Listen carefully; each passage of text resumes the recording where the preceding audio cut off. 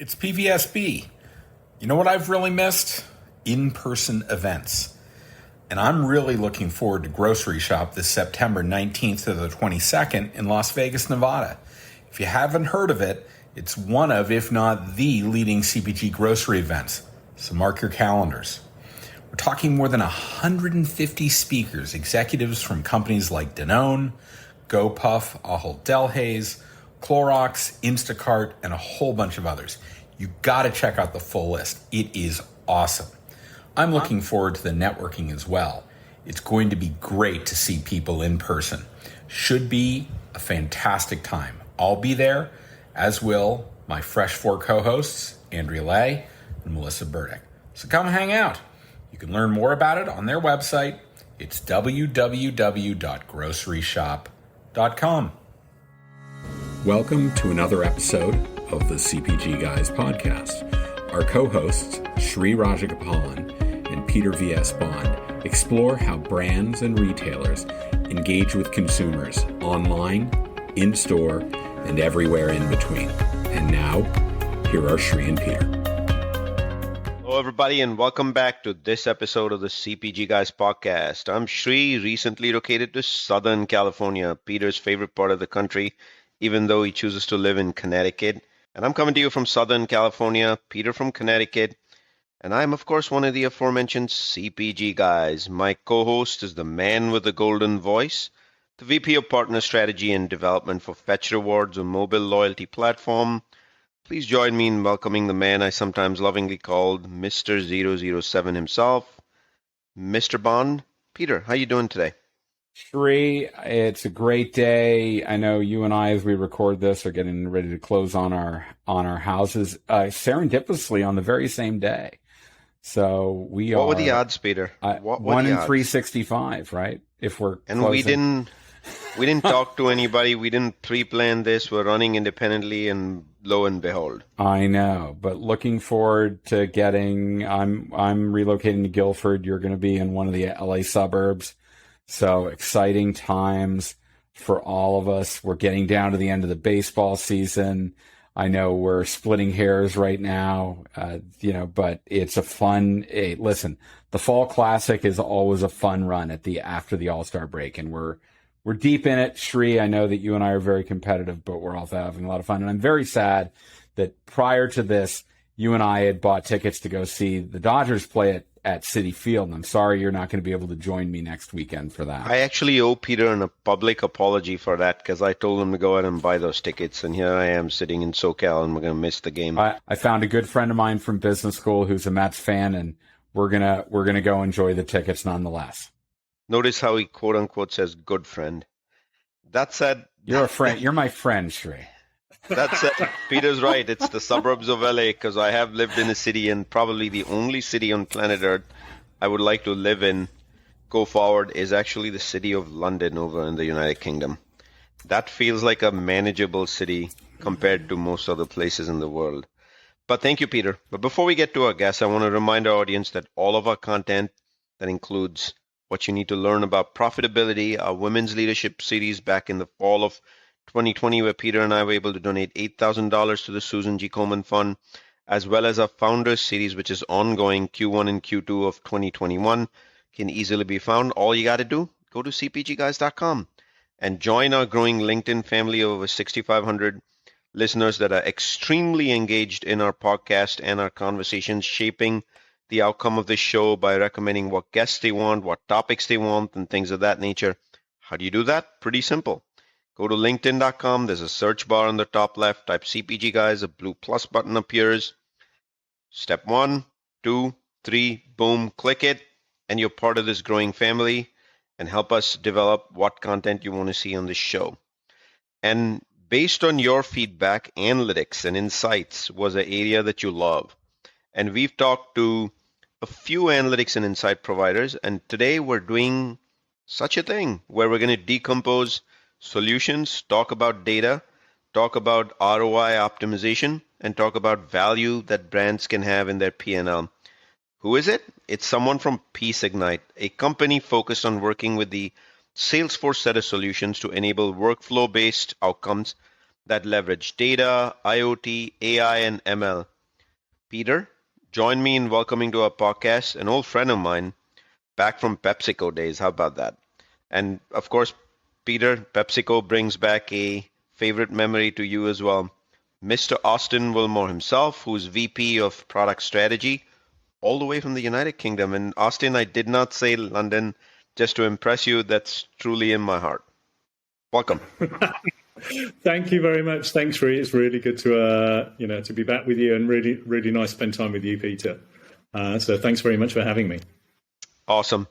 Before we get to the questions, Austin, would you please first tell us about, for the purpose of our audience, where they can learn more about PSignite solutions, and then a brief overview of what PSignite actually does? Yeah, sure. So obviously the best place to find us is at our website, which is www.PSignite or PSignite.com. So you'll find us on there on everybody's favorite Google search.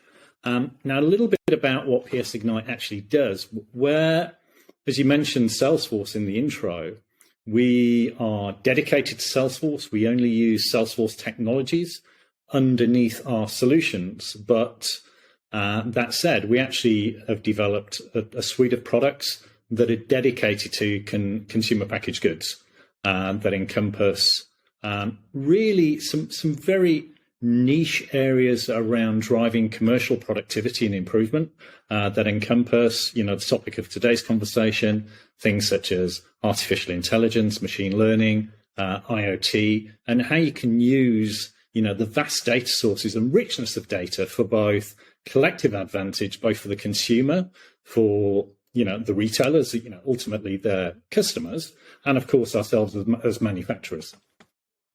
Austin, thank you for that awesome introduction. The first thing I'm going to do is do justice to the show. At the show here, we have a strict rule, which is when we use acronyms, I used a whole bunch of them right now. AI, artificial intelligence, IoT, Internet of Things, and ML, machine learning. It'll be very unfair to our audience if I don't ask you to open this dialogue with a decomposition of what those three things mean. But more importantly, Austin, why are those relevant post-pandemic to the CPG industry? Sure, and I think that's a really good, call out, Sri. There's a lots of use of buzzwords without necessarily, a proper understanding of actually how they bring value, let alone what the acronym stands for. So if we run through them, and we're focused on the consumer, on the retailer, on the on the manufacturer, the CPG. Where these things start to play in, if we look at some of the core capabilities, artificial intelligence, well, it's a really bit of a catch-all, or AI is a really bit of a catch-all for a variety of technologies that are really around augmenting, decision-making, augmenting insights. When we kind of take that a step further with things like machine learning, here we're shifting away from relatively simple augmented decision support, but into, computer algorithms that are actually exploring the data on your behalf, often at vast scale and at vast speed, and allowing to identify new correlations, new opportunities for both the CPG, for the retailer, but more critically, for the consumer. What's really in it for the consumer? How do we make either the product better, the price better, the pack price better, the experience better in collaboration with our retail partners or online? So this is where machine learning models really start to play something very positive to you and I who are in the shops down the street buying things.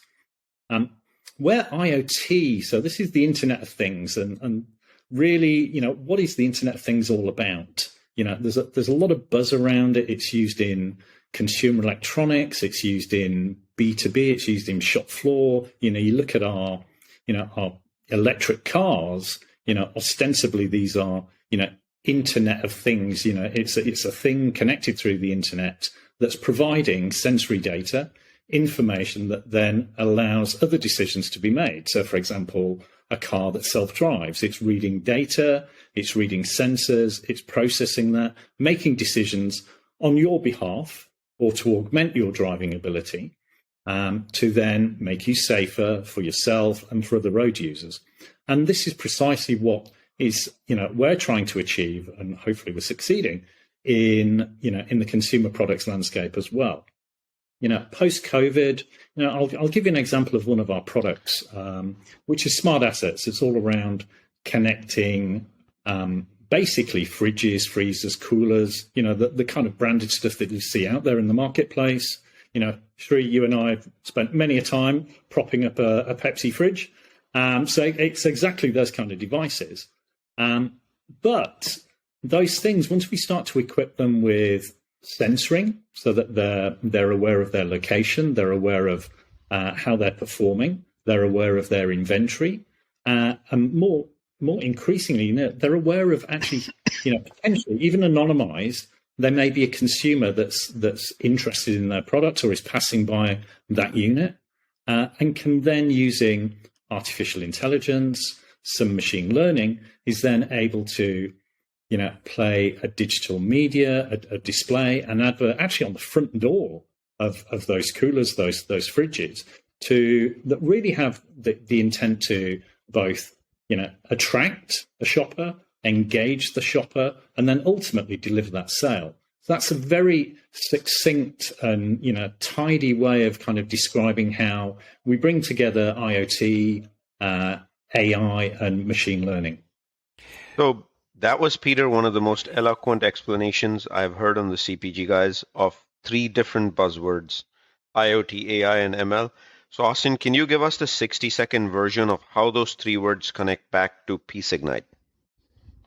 Sure.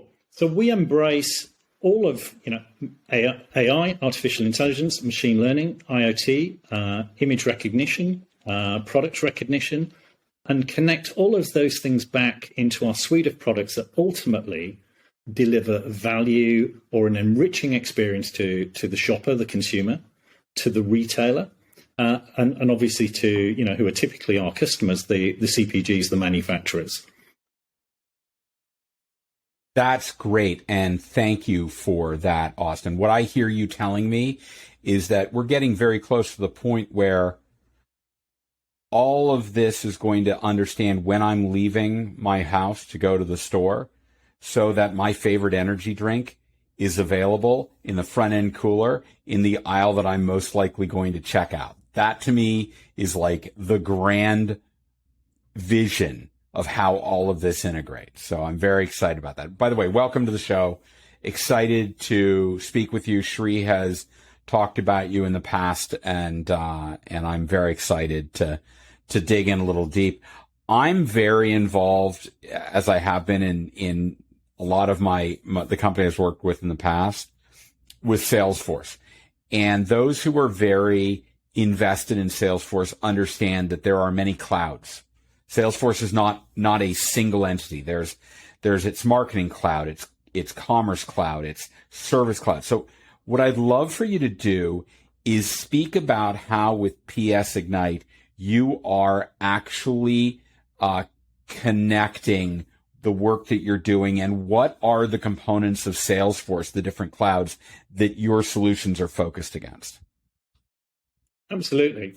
And I think that was a very, very nice introduction to Salesforce, to be perfectly honest, Peter. You're right. Salesforce embraces multiple clouds, and our products actually span a number of them. So when we were looking at the underlying architecture to our products, obviously we don't want to be running data centers, we don't be wanting to be running servers, etc., all the security considerations. So effectively, Salesforce take care of all of that for us. Now, what that gives us, in turn, is then an incredibly scalable and secure platform that we can build and innovate on. So the typical areas that we work are, with our, I'll use the smart assets example, and I'll talk a little bit about another one of our products as well. Within smart assets, it's really around, identifying and driving productivity with coolers and fridges. But one of the biggest pain points with those devices is if they suddenly have a maintenance issue, suddenly break down, at any given point in time, and this is I won't name the brand, but 6% of their units are inoperable at any moment in time. So right here, right now, 6% are inoperable. And that might be inoperable for, nobody fixes them for, immediately. So it could be 3, 4, 5, actually the average is around 7 days before it's fixed. That's 7 days of lost sales. So there's significant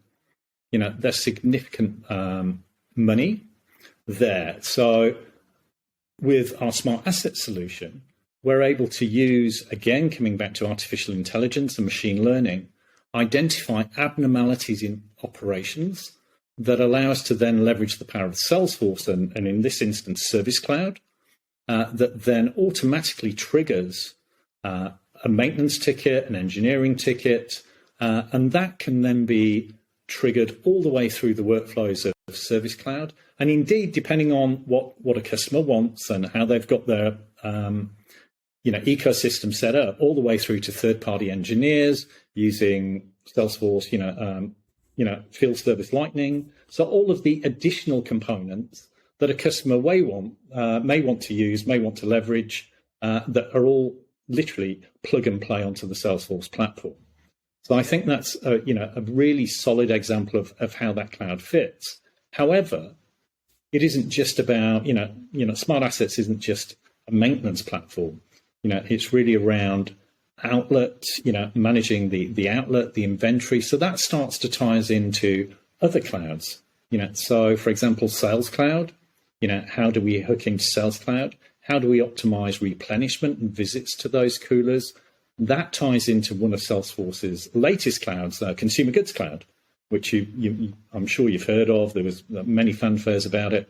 And we partnered very closely with Salesforce on that cloud and continue to do so today, both in terms of our own innovations and working very closely with the Salesforce product team to ensure that we're in lockstep and are really driving the value through that. What we develop brings value. What they're putting into the core product, we can leverage and bake into our future roadmaps, etc. And then finally, we talked about Marketing Cloud is another, I know certainly from your background, Peter, I'm sure you'll know and love. I talked about how our smart assets can, media stream to, digital displays attached to fridges, freezers, or indeed any media. And of course, that's where Marketing Cloud content serving comes in and gives us a phenomenal integrated platform that can do all of those things, everything from sales through to marketing, through to service. I mean, it's kind of like what we used to dream of back in the late 90s when we were all buying ERPs, but it's now available on the cloud and in a very, highly innovative, highly configurable format, and obviously considerably less than we used to spend on ERP. Sri, what I hear is Austin telling us that they have built a platform that integrates with the best parts and the most functional parts of Salesforce that enable automated triggering of processes that have been optimized through Salesforce. And that means brands are going to get the best possible results. And they are going to maximize the amount of sales they can capture by minimizing the amount of outages and other issues in the process. So I think that's tremendous. Look, I hear optimization. The first thing that comes to my head is ROI and value. Yeah. And the creation of ROI. And so what I'd love to learn, we talked a lot about Salesforce. We talked a lot about the automation of processes. You decompose those industry words, which sometimes tend to be buzzwords, but you've eloquently connected them to meaningful outcomes for brands. So I want to jump to the retail side for one quick second, and I want to think about the shopper, right? We started this conversation by talking about the shopper, and Peter referred to a moment where when they leave their house, there is the possibility, not 10 years into the future, but now, that the retailer may even know exactly what need state they're coming to the store for or they're actually shopping for when online. How does PSignite connect itself with all your capabilities into the retail funnel and especially to the shopper. Absolutely. And I think that's critical. It's really one of the fundamentals of our design and our design principles. Much like a brand, we hold the consumer and the shopper as the ultimate customer of ours. So the whole value chain through to retailer, through to manufacturer, are all lenses and views that we look at our solutions through. So when we're talking about things such as smart assets or indeed optimizer, we're always focused with that view on the consumer or the shopper in terms of both experience, and that might take different forms. If I look at smart assets, it's really about ensuring that we have, to Peter's utopia, that we have the right product on the right shelf or on the right cooler at the right time. And that can take various forms. We use, we don't just use, mathematical data. We take various data pools and some quite novel and quite innovative data streams to identify some things as prosaic as weather, which is to a larger extent predictable, or at least in the near term, and therefore adjusting the inventory and the product mix so that the products that are actually on stock are applicable. Well, with the exception of my son, there aren't too many people that are desperate for ice creams in the middle of December, or certainly not in the UK. However, when we're looking into seasonal weather conditions, things like sodas, or as they call them, fizzy drinks over here in the UK. Once you get above 35 degrees Celsius, people start to stop drinking sodas.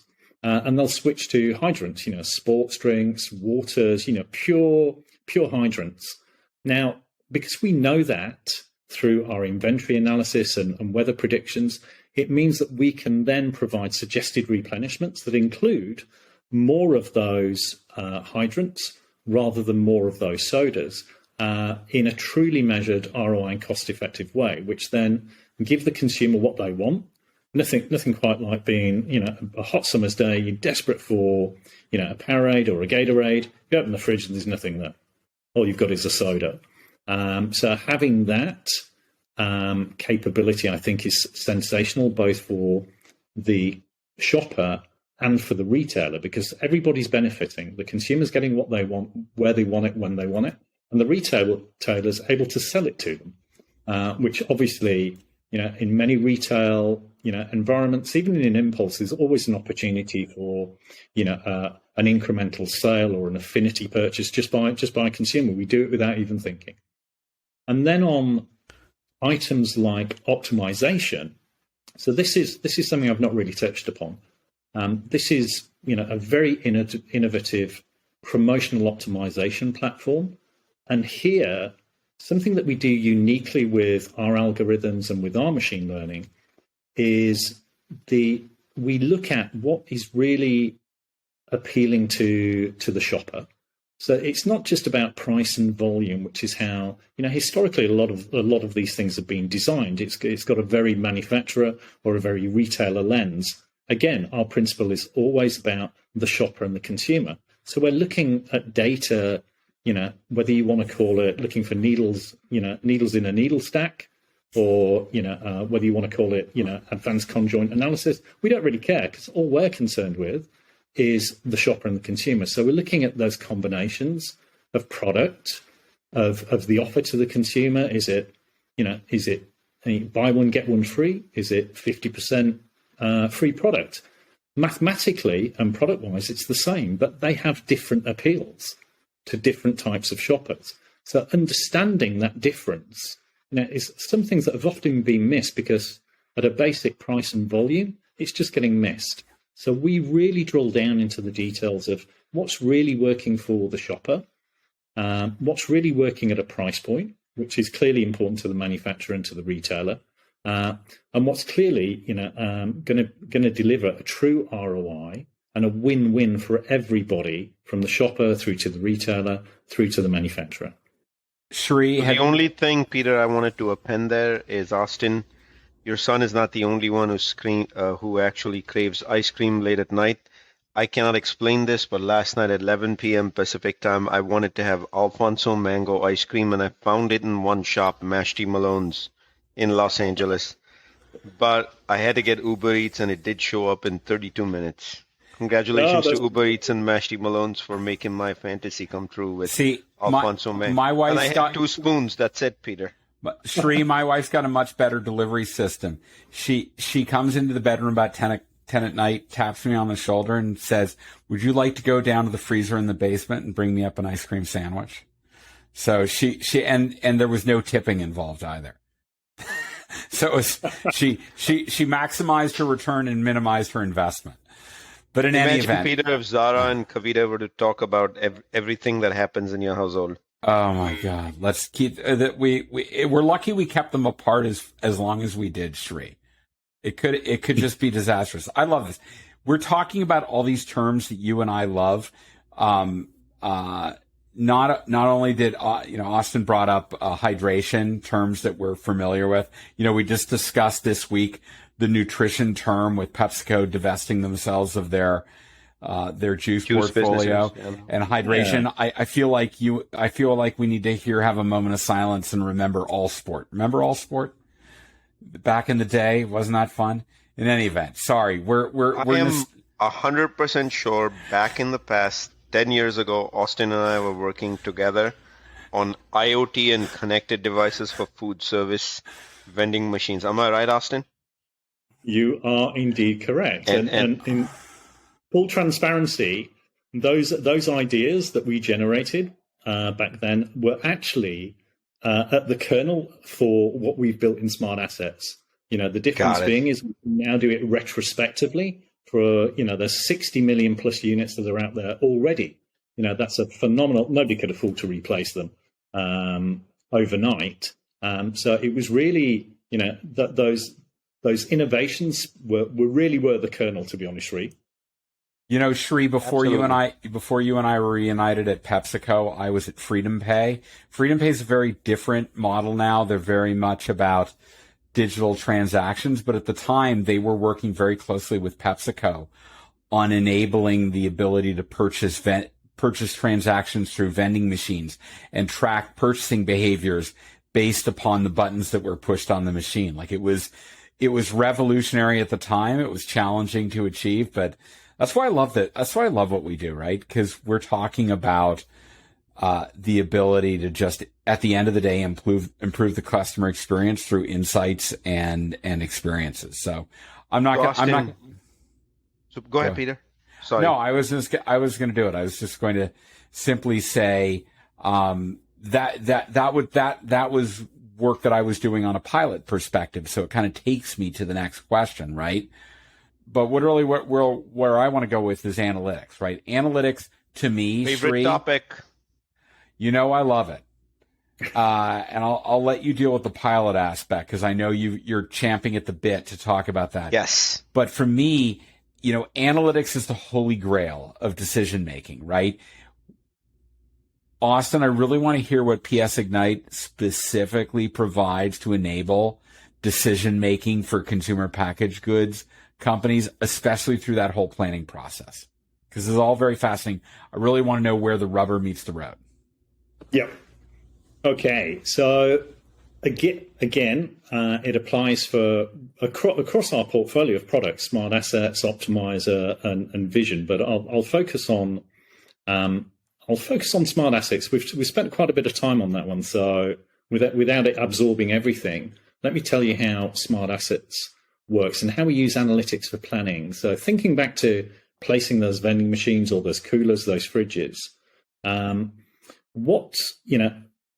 the underlying analytics are able to determine and provide, what are, the ROIs based on placement. So where have you placed these fridges? What type of outlets? What type of asset was it? What's been the throughput? What's been the sales and the volume ROI? How does it compare to similar type outlets? Effectively, looking at, similar stores, a kind of pseudo store clustering technique, looking at, if all my convenience stores are equal, then they should all be achieving the same kind of thing. And looking for the outliers to understand what's different both positive and negative. If there's something positive, the analytics will identify potential causals or changes that need to be made in terms of execution. So that's more of the everyday planning aspect. More strategically, and particularly now in certain parts of the world, as we hopefully start to emerge from COVID, or at least start to learn to live with it, through the pandemic, there were, a phenomenal amount of businesses that were just, basically wiped out. So think of all the local bars, convenience stores, etc., particularly here in Europe, and emerging markets, and indeed, down into Africa as well, that just ceased to exist. The flip side of that for, manufacturers with assets, so that's the ice cream companies, the soda companies, the beer companies, is that those assets, one, they don't know where they are, and two, as new businesses start to emerge, new bars, restaurants, convenience stores start to open up, there's now going to be a battle for how do I place and where do I place my new equipment, my expensive assets. We provide a set of analytics that actually, one, understand what works and what has worked. And thankfully, our machine learning models have adjusted, very diligently for a COVID world. So that's been a learning for us, to be perfectly honest. We weren't sure how they'd cope. But then using additional, some really, really novel data sets, something that we call geopopularity, we're able to identify through a variety of filters where people are likely to be. So, for example, sightseeing. Hopefully that's an obvious one for everybody.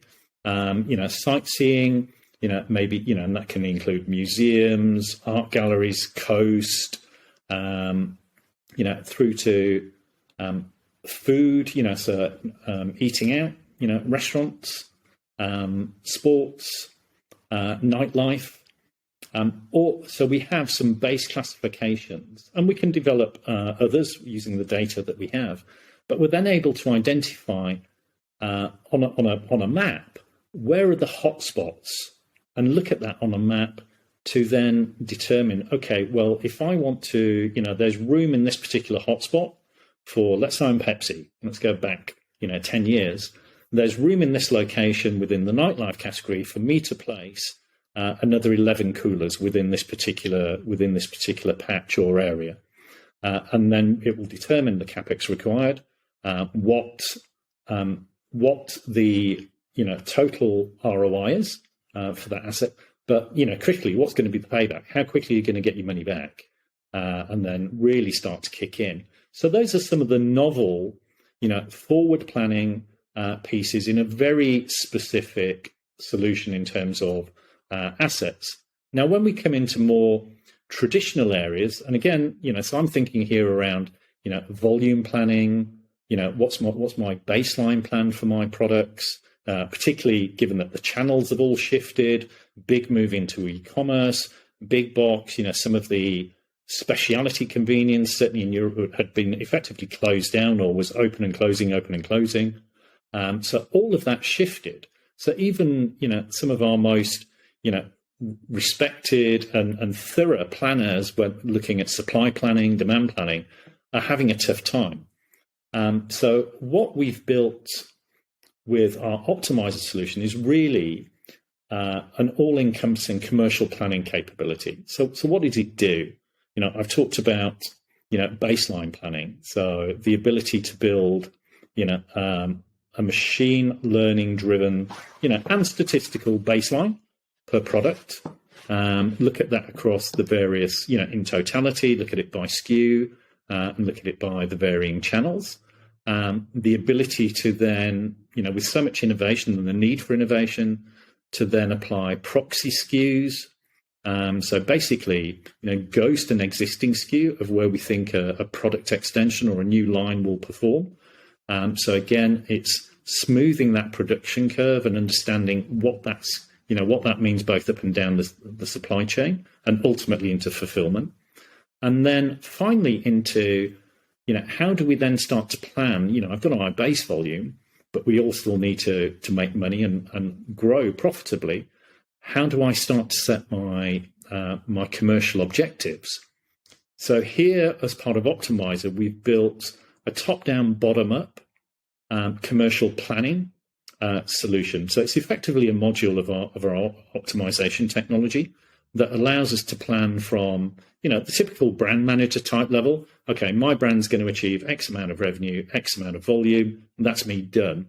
All the way down to an individual SKU level, so the individual product, and then ultimately down to channel and account level, but then reconcile that, so bottom up all the way back up.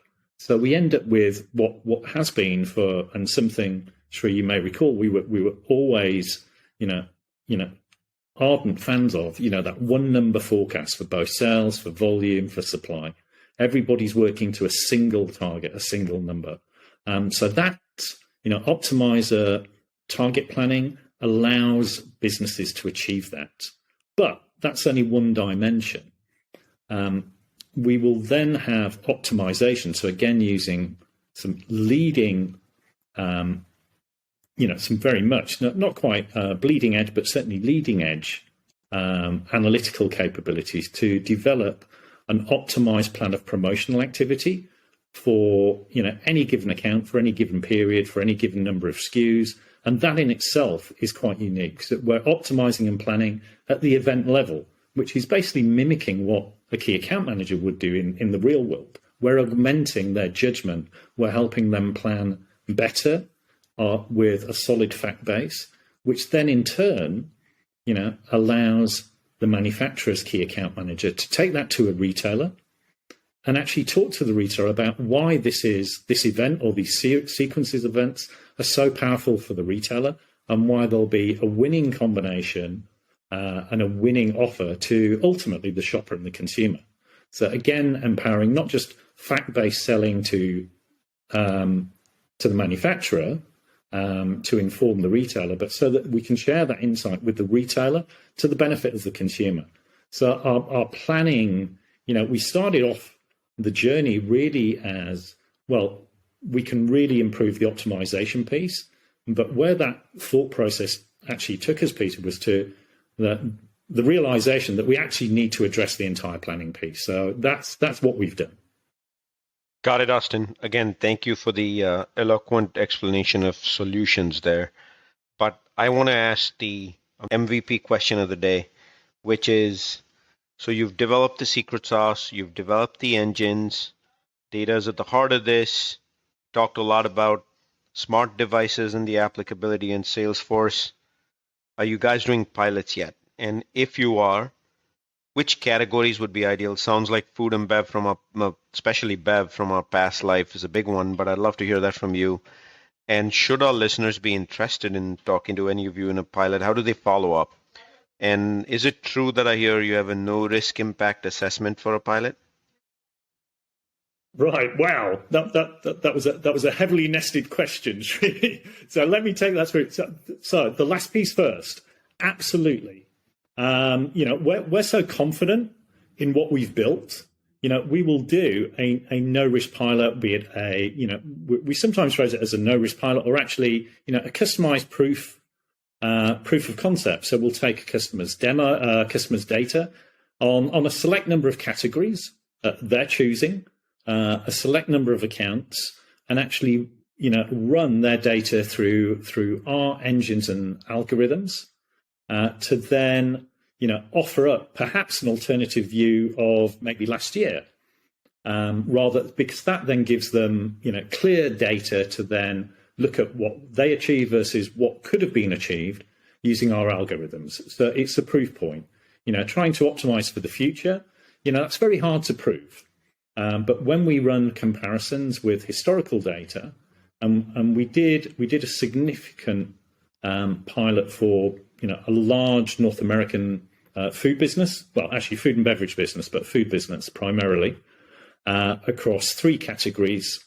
And the results were sensational. That they were already doing some form, I think mostly manual and intelligence-based optimization using brains rather than any, technology to support that. But even they were surprised at, what we uncovered. and some of the opportunities they now have to, to start to redress, some of those issues that were found, less issues, but opportunities. Back to, pilots. Yes, we are, I'm always, obviously, we'd all love customers, and that they will happen, and indeed are happening, but I'm always keen to take on new pilot opportunities, depending on the category, where it allows us to further enrich and develop our models. So, for example, we're about to kick off a pilot this time in Latin America, which is a notoriously difficult market because of the mix of, grocery and traditional, trade in terms of sectors. And this is within alcoholic beverages. So that was a particular challenge. And I really felt that if we could, take the learnings and incorporate those into our models and algorithms, it would really give us something quite unique and special that would be applicable for many other parts of the world, not just in Latin America. So we are always keen to look at pilots. And then, of course, with things like, smart assets, smart assets there's obviously the beverage community, the pilot opportunities, these things are big bets and big investments. Less of a bet now, but still could be a sizable investment. So I'm always keen to, again, prove out the value of our, smart asset solution through, a small pilot, a low risk pilot, so that people can prove it out. And also, more critically, understand how they would adopt all the process and embed that into their everyday way of working, etc. We're doing, we're on the cusp. I can't say too much, but we're on the cusp of something pretty big in the vending space, which again is using our smart assets capabilities, but taking it to a whole new level of scale. But to do that, that will absolutely need a pilot. So, short answer, categories clearly, food and beverage are clearly great sectors for us, and great products. It's something, like you guys from the industry, we know, we love, we know our brands, we do our research, we know what is likely to work, and we look for data to prove or disprove that, and then find solutions for the manufacturer, the retailer, and ultimately the shopper. So those are definitely, the categories that I'd be looking for, rather than something like, fresh produce or, electronics.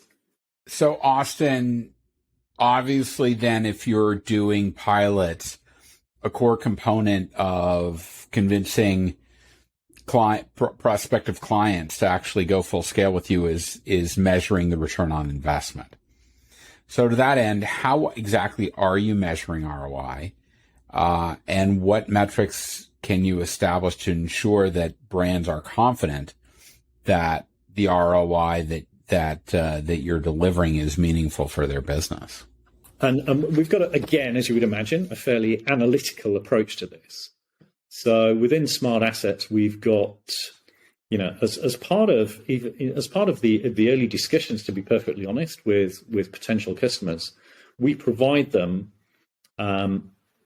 several models that will actually take inputs that, they can have these models, they can put the data in themselves, that will actually calculate what, based on the number of assets, the price of assets, book depreciation value, average maintenance, recovery periods, average out of stock periods, will actually calculate what the potential ROI is. And I'll give you an example. You go from, I mentioned, cooler or fridge being out of operation for a week. Let's say we're not going to go from a week to zero. That's just not realistic. But let's say we're going to reduce those days not working from 7 to, let's say, 2 or 3, let's say 3 in half. So they can put realistic numbers in there. And then the models will actually project a number of scenarios. So basically, okay, you take all the savings, and this is your total ROI and increased profit and margin without, just saving. So a very simple we also have a second scenario, which is where the capital that you're saving gets reinvested. So it becomes, a virtuous circle where you're adding more assets into the field, which are generating more sales, which are generating more revenue. So we provide that to our potential customers, free, effectively, so that they can actually determine their own ROI. With Optimizer, this is really around, because obviously how our optimized engines work. It's designed to work against your commercial objectives. So some of those could be, I want volume. I want volume at any price. So I'm effectively buying market share.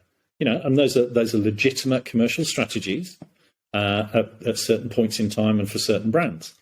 Or I need to maintain my net market share, but want to increase my profitability, my margin.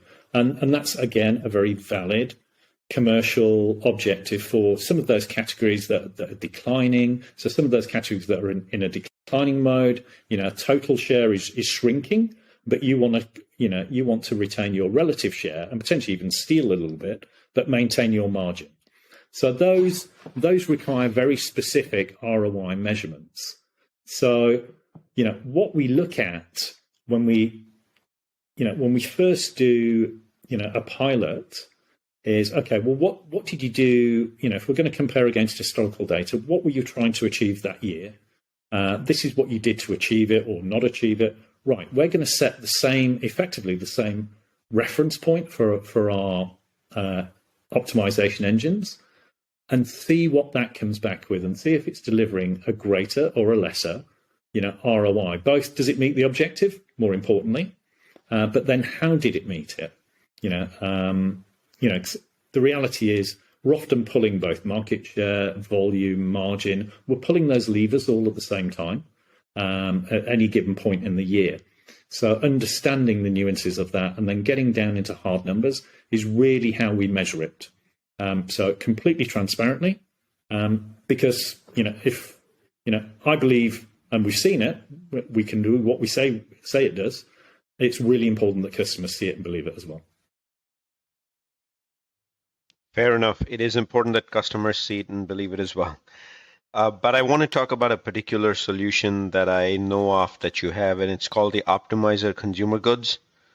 Who is the target audience now that we've identified which categories at a CPG brand? And can you get into the world of how Optimizer CG adds value and how you ended up developing it? Why that particular set of outcomes? Yeah, certainly, Sri. So, our key audience for Optimizer is typically the commercial leadership. So, it's either those individuals tasked with, commercial strategy or growth. That's usually a much broader title, but those are typically, the people that we talk to. I would say on a more everyday basis, it's usually revenue management teams or the revenue manager or the revenue director, head of revenue management. Those are typically the people that really want to embrace Optimizer CG simply because of the capabilities it brings. We've already talked about, the top-down, bottom-up planning and reconciliation. We've talked about the optimization engines and what that's capable of. But it also supports and indeed codifies, all of the rules of the road that, as key account managers, we have to comply with. Okay, so what kind of, what are my price floors? What kind of deals can I do? And they've often been, just PowerPoint, please don't do this. This is what you need to do. And compliance can be a little bit, with no disrespect to colleagues and former colleagues, can be a little bit hit and miss, and sometimes mistakes do get made. So the ability to codify that, it isn't that we're, the promotional police, but it allows revenue managers and indeed commercial leaders a greater degree of certainty in terms of commercial compliance and commercial execution that ultimately is going to benefit the consumer and the retailer and, of course, the manufacturer itself. So those are typically the audiences that we speak to, Sri. So let me close this out in our conversation, Austin, because this has been terrific. When Sri and I invite people onto our podcast, we talk to brands, we talk to retailers, we talk to service providers, agencies. We also like to talk to people at various stages of development, both very scaled, longitudinally historic brands and companies. And we also love to talk to companies that are a very early stage of their development, which certainly applies to PSignite. Absolutely. Yeah. So let's talk a little bit about your vision of what's next. Like, where are you? How are you developing your pipeline? How is your growth plan? Because I think that's very interesting to our audience in understanding how they think about scaling businesses. I think that's a great question, and I've, as product, leading product, I've got a view on that. Doug, our CEO, I mean, we're invariably in lockstep, so I'm sure as you speak to him, he'll give them a richer, view of it. But for me, how do I see, our development? It's clearly to simply get more people aware of who we are and what we do. And that's always tough in any business, and indeed in any type of business, whether you're a new brand or whether you're a new solution. There's so many media channels in which to reach out to, and it's very hard to identify how to reach out and how to connect. And obviously, as a solution business, a Series A, startup, we don't have the privilege of going out and hiring a 100-man sales team. So we're reliant on building that through reputation, through word of mouth, through existing pilots and customers, through the work we do, obviously through Salesforce, and indeed through the networks of myself and my colleague. And that's a very good way to somewhat organically grow. But what I really feel, and again, this is probably more of the product strategy coming out, where I think what's really going to launch and propel our growth is the innovation that we're actually bringing to the solutions. If looking out across, the roadmap for the next 18 months, if it's possible to do, even I'm excited about really bringing that to, reality, to truth. Some of this stuff is, conceptual. Well, some of it's sitting on a circuit board in my office, but some of it is so conceptual, but so innovative that it really starts to help us break into a whole new world and drive that transformation that I think now, with the shock of COVID and what that meant to us all as shoppers and consumers and businesses, I think we're now actually more ready to embrace innovation. Whereas before, well, if it's not being done before, I'm not going to do it. Well, guess what? If Henry Ford had asked what what people wanted from a car, they'd have just said a faster horse. What a great example to end in. So I want to remind our audience that all our content can be found on cpgguys.com, where you can find close to 120 episodes of lively discussions such as the one we had today with Austin and PSignite, where we decomposed words like IoT, ML, Internet of Things. We connected smart assets to both the Salesforce set of solutions as well as to outcomes, meaningful outcomes for the shopper, aka the customer who is our boss. Austin, I want to thank you for having that great communication with us and really engaging with us at a level that Peter and I truly enjoy, which is getting to the tech aspects, getting to the consumer aspects, and then connecting it to retail and wrapping up with what's for the future. So thank you for appearing on the show. No, thank you guys very much. Thank you so much for having me. I really appreciate it. Folks, you shape conversations like this. You know how to do it. All you got to do is go to linkedin.com, the search bar, type CPG Guys, hit the blue plus button that shows up on top, and you can hit follow and join this dialogue that we have here on the transformation of the industry for the shake of the shopper and for retail as well. And Peter and I also do appreciate ratings. You can go do that easily by going to ratethispodcast.com/CPG Guys. where you can also tell us what you think about the show and what you want us to focus on in the future. Peter, my dear friend, as always, a pleasure doing this with you. What are your thoughts on this episode? Dude, I geeked out. I love this. But what I love is Austin. He summed it up in one sentence. He satisfied my geekiness, but he didn't do it in just language that only I could understand. It was very relatable. He broke it down. Austin, thank you so much. This was absolutely tremendous. Thank you very much, Peter. Thank you. Indeed. And for our listeners, Peter and I will catch you soon with another guest on another episode of the CPG Guys coming soon.